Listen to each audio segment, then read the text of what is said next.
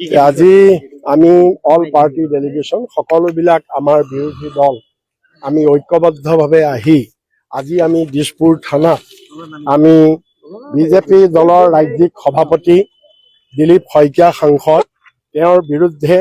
তেওঁৰ ওপৰত ইলেকশ্যন কমিশ্যনৰ আইন অমান্য কৰাৰ বাবে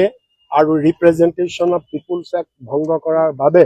পুলিচক তেওঁৰ ওপৰত কাৰ্যব্যৱস্থা ল'বৰ কাৰণে আমি আজি এখন মেমৰেণ্ডাম দাখিল কৰিছোঁ। আমাৰ অভিযোগটো হৈছে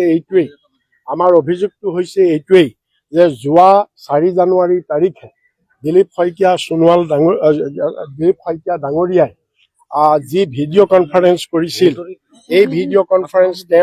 কনফাৰেন্সৰ যোগেদি তেওঁৰ দলৰ MLA সকলক আৰু তেওঁৰ জিলাৰ সভাপতিসকলক তেওঁ এটা নিৰ্দেশ দিছিল যে 60টা বিধানসভা সমষ্টিত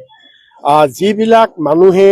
বেচিকেলি কংগ্ৰেছ ছাপোৰ্টাৰ আৰু বিজেপিক ভোট নিদিয়ে তেনেকুৱা মানুহ ভোটাৰবিলাকৰ তালিকা বনাই 12 জানুৱাৰীৰ ভিতৰত দাখিল কৰিবৰ কাৰণে নিৰ্দেশ দিছিল, যাতে 12 জানুৱাৰীৰ ভিতৰত সেই তালিকা পোৱাৰ পিছত যাতে ইলেকশ্যন কমিশ্যনৰ যোগেদি সেই প্ৰত্যেক সমষ্টিৰ পৰা এভাৰেজ 5,000 পৰা 10,000কে তেনেকুৱা বিজেপি বিৰোধী ভোটাৰৰ নাম যাতে কৰ্তন কৰিব পাৰে।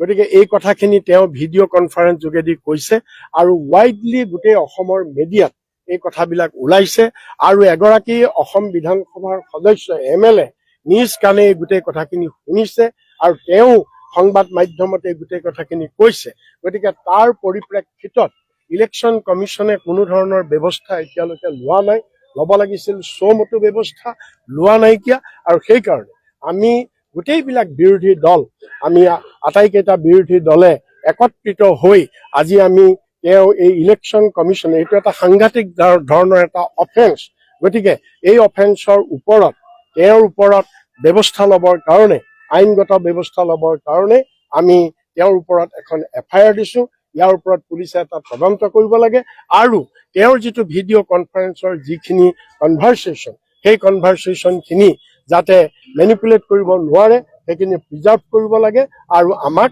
অসমৰ ৰাইজক সেইখিনি পাব্লিক কৰিব লাগে। এইকেইটাই হৈছে আমাৰ এই FIRত ডিমাণ্ড।